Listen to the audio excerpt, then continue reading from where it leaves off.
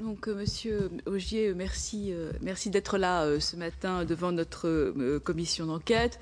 Donc, traditionnellement, les personnes entendues par la commission doivent prêter serment. Je vous rappelle que toute information relative aux travaux non publics d'une commission d'enquête ne peuvent être divulguées ou publiées et qu'en cas de faux témoignage, elles sont passibles des peines prévues par les articles 434-13, 434-14, 434-15 du Code pénal.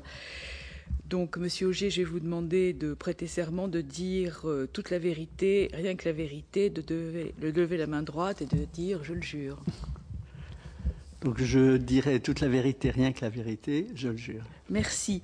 Donc je vais donner la parole, comme d'habitude, à notre rapporteur. Non, d'abord à vous pour un exposé, puis notre rapporteur posera quelques questions, puis les membres de la commission qui sont là vous poseront également des questions. Bon, je vous donne la parole, Monsieur Ogier.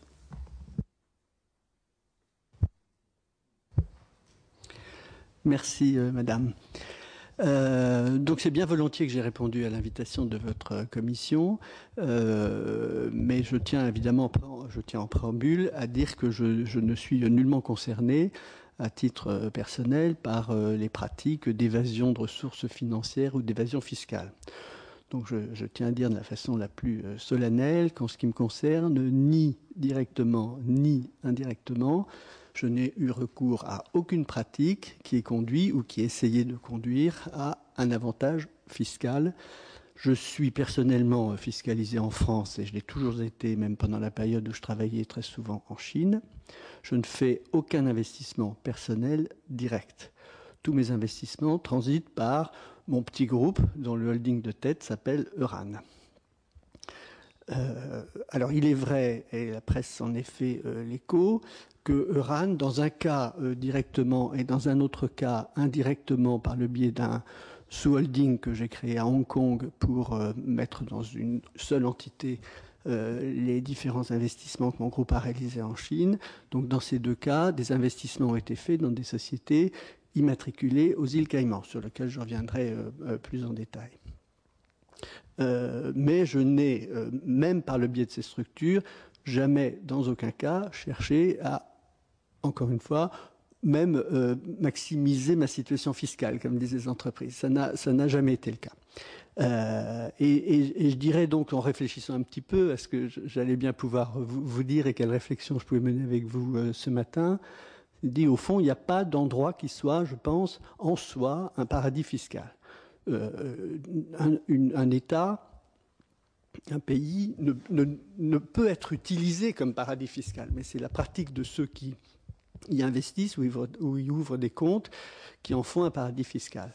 Dans mon cas, un investissement dans une société donc en l'occurrence immatriculée aux îles Caïmans, était traité exactement comme un investissement normal, déclaré au bilan des holdings, et il se trouve qu'il n'y a pas eu, en tout cas, il n'y en aura pas d'une façon certaine pour une des sociétés de plus-value sur un investissement. Pour l'autre, qui est toujours actif, il y aura peut-être une plus-value. Si c'est le cas, cette plus-value remontera dans le holding et in fine, dans mon holding personnel. Voilà, donc ça, c'était la partie personnelle que je tenais à clarifier. Alors, pourquoi, dans deux cas, avoir accepté d'investir dans des sociétés immatriculées aux îles Caïmans? Les deux cas sont très différents.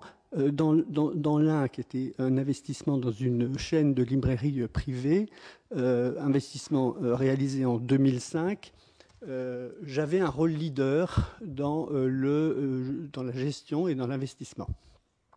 Mais c'était une opération de prise de contrôle d'une société qui avait été créée par un entrepreneur chinois dont le groupe de librairie porte le nom, M. Sichu, et cet investisseur chinois avait l'idée, avait de grandes ambitions pour son petit groupe, et moi aussi d'ailleurs, et donc nous avions à l'idée, après une prise de contrôle majoritaire, mais pas totale par mois, de coter ce petit groupe. Or, déjà à cette époque, et toujours aujourd'hui, pour les sociétés qui travaillent en Chine, sont cotées à Hong Kong, l'immatriculation aux îles Caïmans est quelque chose qui est extrêmement courant. Alors, je n'ai pas regardé quel est le pourcentage des sociétés immatriculées à Hong Kong dont la société de tête est immatriculée aux îles Caïmans, mais il y en a énormément. Et dans les secteurs qui m'ont à certains moments intéressé, c'est même la totalité du secteur. Dans le domaine de l'Internet, toutes les grandes structures sont toutes selon ce schéma. Immatriculation du holding aux îles Caïmans, cotation à Hong Kong et l'ensemble de l'activité en Chine. Dans le secteur du voyage, qui est le deuxième secteur dans lequel j'ai investi, c'est également le cas de tous les grands.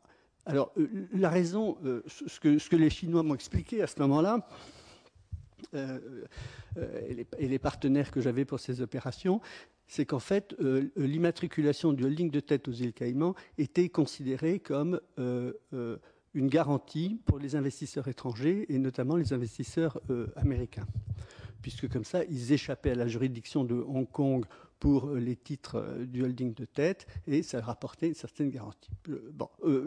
Par ailleurs, j'ai retrouvé dans les documents que j'ai préparés pour cette petite commission, parce que j'avais posé des questions pour le premier investissement, mais pourquoi les îles Caïmans? J'ignorais tout. Il m'avait fait une petite fiche, enfin, il m'avait donné une fiche que quelqu'un d'autre avait fait, je crois, récapitulant les intérêts des îles Caïmans. Mais encore une fois, l'intérêt qui était l'argument principal qui était présenté était celui-ci. Pour les investisseurs américains, c'est une garantie. Alors, je vais maintenant revenir un peu plus en détail, si vous voulez bien, pour être tout à fait transparent, sur les deux investissements que j'ai faits. Cela, je pense, peut vous intéresser. Donc, le premier dans la société Sishu, donc, qui était une chaîne privée de librairie, qui m'était présentée comme ayant un peu plus de 600 points de vente en Chine et qui était de loin la première société de librairie privée chinoise, qui faisait un chiffre d'affaires, vente totale du réseau. Le réseau est organisé sous forme de franchise pour l'essentiel, qui est annoncé à peu près 45 millions de dollars. Donc cet investissement, je l'ai fait en 2005. Et en fait, il s'est fait en plusieurs phases, car il m'avait été présenté, ce qui était vrai, que la société avait des besoins financiers assez immédiats. Et donc, nous n'avions pas le temps de transformer la nature juridique de la société de tête du groupe Sishu, qui était une société de droit purement chinois, en une société susceptible d'accueillir des investisseurs étrangers. Donc ça, c'était le schéma transformé en société WOFI, avec un actionnaire étranger qui détenait la totalité du capital. Mais ça prenait du temps. Et donc, dans un premier temps, ce qui a été convenu et l'accord qu'on avait, c'était que mon partenaire et moi, puisque j'avais dans cette opération un partenaire qui faisait un quart de l'investissement et moi les trois quarts, donc mon partenaire et moi faisions des prêts à la structure, et ces prêts devaient in fine être consolidés, apportés dans le holding de détention. Donc toute l'année 2005, mon holding RAN a fait des prêts pour un montant total qui a atteint en fin d'année 300 000 €. Et mon partenaire français, l'autre qui s'appelle Jacques Rougeau, a apporté 100 000 €. Et tout ça a été fait sous forme de prêt qui donc devait être apporté à une structure. Donc parallèlement à et en même temps, pour mieux connaître l'entreprise, Jacques Rougeau et moi la dirigeons. Donc c'était une façon aussi, si vous voulez, de bien connaître l'affaire. Pardon. C'est trop détaillé. Je vous prie de m'excuser, j'aurais juste une petite précision à ce niveau-là. Pardonnez-moi. Avec l'autorisation du rapporteur et la vôtre, l'apport de ces fonds s'est fait par un virement bancaire normal d'une banque française à une banque chinoise? Oui. Voilà. D'accord. Oui. Ça s'est fait directement de la banque de RAN, qui est la BNP, sur la banque en Chine. Donc, j'ai plus en mémoire la banque que c'était, mais la banque en Chine du groupe Sishu. Oui, donc c'est tout à fait clair. Il y a tout à fait clair. Non, mais si vous voulez, comme les questions vont probablement devenir de plus en plus techniques en cours de route, je me suis permise de vous interrompre pour qu'on ne revienne pas sur ce détail du schéma. Pas de problème, bien merci volontiers. beaucoup. Alors, vous allez voir, il y a quelque chose de plus amusant, c'est qu'en parallèle, donc, nous faisions ces prêts pour que la structure tienne. C'était la contrepartie pour un accord qui était une promesse de cession, en fait, qui avait été signé, qui nous avait été donné par M. Sichou, et nous dirigions directement l'affaire, ce qui était une bonne façon de la connaître. En parallèle, donc, et c'est mon partenaire Jacques Rougeau qui s'occupait de ça, donc à la demande de M. Sichou, a été créé un holding aux îles Caïmans qui s'appelait International Bookstore Limited, et qui avait pour vocation donc à ensuite recevoir les apports, recevoir les titres de la société Sichou et devenir le holding de contrôle. Mais il se trouve que les choses ont pris du temps. Qu'il n'était pas urgent pour nous d'ouvrir un compte bancaire pour la société IBL immatriculée aux îles Caïmans, puisque les fonds étaient prêtés et destinés à être apportés. Et donc en fait, cette société IBL n'a jamais eu de compte bancaire.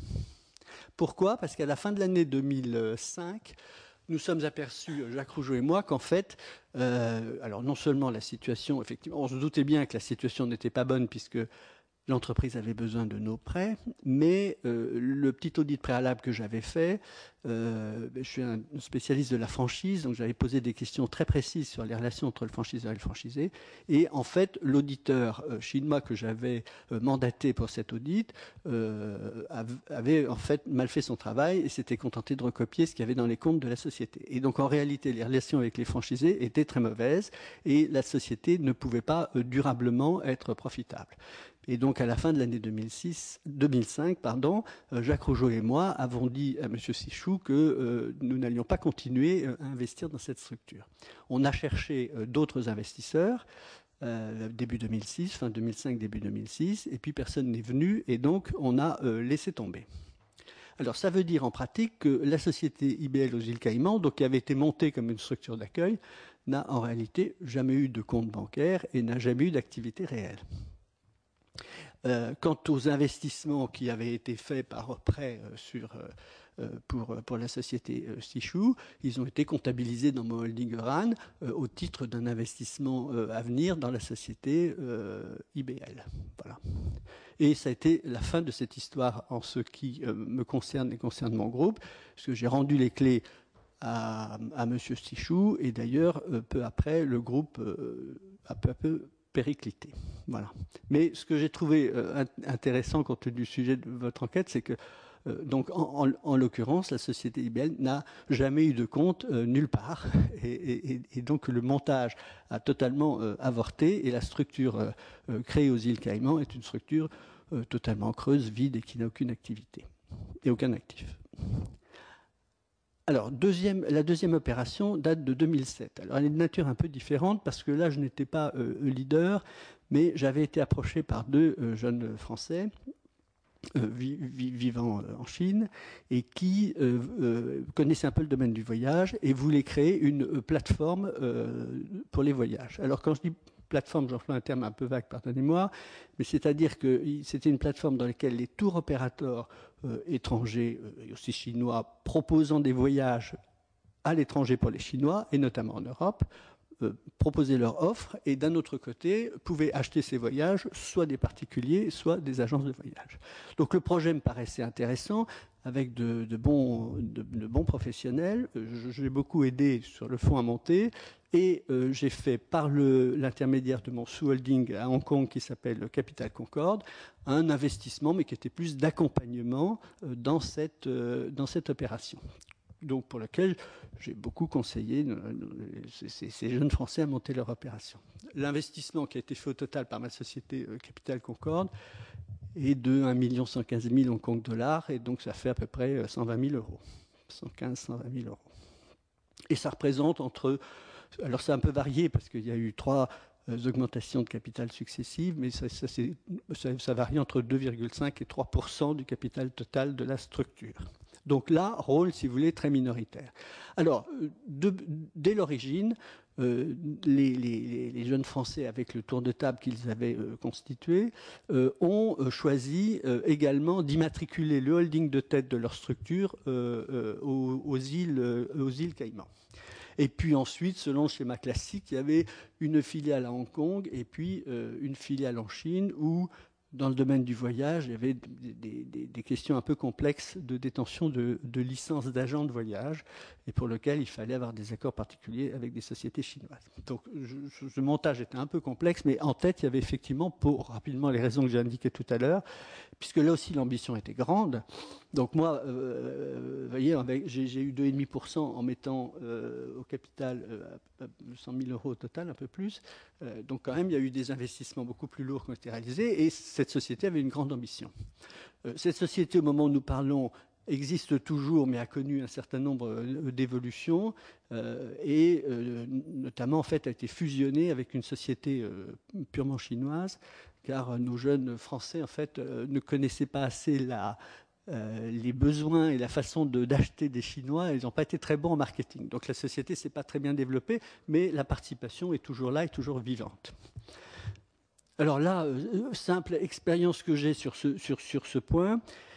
Donc là, la société qui s'appelle Xanadu, XANADU, comme la capitale plus ou moins mythique d'été de Kublai Khan. Donc la société Xanadu a effectivement un compte bancaire, mais qui n'est pas aux îles Caïmans. Le compte, en fait, est dans une filiale de la Société Générale à Bruxelles. Et donc les virements qui ont été faits par ma société de Hong Kong pour contribuer au capital de cette société ont été des virements faits depuis Hong Kong vers la Société Générale à Bruxelles. Je suis évidemment toujours en très bonne relation avec le fondateur de cette société. Donc, dans la période récente, comme je voyais que tout ça était un sujet d'intérêt public, je l'ai un peu appelé en lui demandant comment ça s'était passé au moment de l'ouverture du compte. Et donc il m'a dit en fait que ça n'avait pas été facile et qu'il avait dû, alors non seulement il passait par une banque dont il était par ailleurs client à titre personnel, si j'ai bien compris, donc il lui a demandé des recommandations personnelles, mais par ailleurs, il a dû donner en fait tous les éléments de décomposition du capital de la société qui était créée aux îles Caïmans, y compris le pacte d'actionnaires, etc. Donc, et ça semble aussi d'intérêt à exprimer ici, si vous voulez. Je pense en fait que les établissements bancaires, dont le plus souvent on a vraiment besoin, et qui sont évidemment un élément décisif, parce que je pense qu'un investisseur qui fait un investissement dans une société immatriculée dans un endroit un peu exotique est rassuré par le fait que l'argent, en fait, est dans une grande banque internationale. Donc je pense que cet élément-là est un élément décisif. Mais les grands établissements, en tout cas en l'occurrence celui dont je parle, ne font pas cette opération les yeux fermés et au contraire demandent des informations qui vont bien au-delà, me semble-t-il, des obligations légales qu'elles ont. Probablement pour se prémunir contre une évolution de la réglementation ou de la loi qui les amènerait à donner plus d'explications. Voilà. Et donc je pense qu'un des éléments de réflexion, c'est qu'en fait, au moment de l'ouverture des comptes pour des sociétés immatriculées dans un certain nombre de pays ou d'États, puisque les établissements bancaires, visiblement, ont commencé à compléter des dossiers, avoir des dossiers assez complets sur la structure, y compris la structure du capital des sociétés qui demandent à ouvrir des comptes, on pourrait leur demander de le rendre public ou d'en faire état auprès des autorités fiscales des pays, des détenteurs de parts. Voilà, une piste qui me paraît en tout cas claire. Voilà l'expérience que j'ai, moi, dans ces domaines. Voilà, et je suis prêt à répondre à vos questions.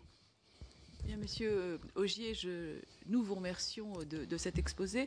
Avant de passer la parole au rapporteur, je voudrais vous remercier de votre intervention parce que finalement, c'est la première expression pratique que nous avons dans cette série d'auditions sur l'ouverture de comptes aux îles Caïmans dont vous semblez devoir nous rassurer sur les précautions qui sont prises. Moi, j'ai juste une petite question préalable. Est-ce que, toujours sur ce virement de 100 000 euros, qui n'est pas une somme très importante, est-ce que vous avez fourni à la banque des éléments pour justifier ce virement? Et est-ce qu'ensuite vous avez eu un suivi de ces fonds? Est-ce que la banque vous a ensuite demandé ou posé des questions sur le retour d'investissement, ou est-ce que c'était simplement un virement sec au profit de... Un tout petit peu complète en disant la chose suivante. Lorsque, depuis Paris, mon compte principal à la BNP, pour mon holding, je fais des virements à Hong Kong, si vous voulez. Là, la BNP me demande toujours des explications. De toute façon, je suis appelé très très fréquemment sur tout ce qui sort de l'ordinaire. Bon.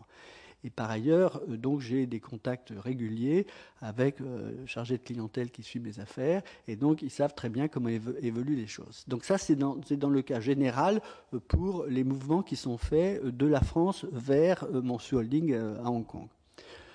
En revanche, donc à Hong Kong, ma banque est la HSBC.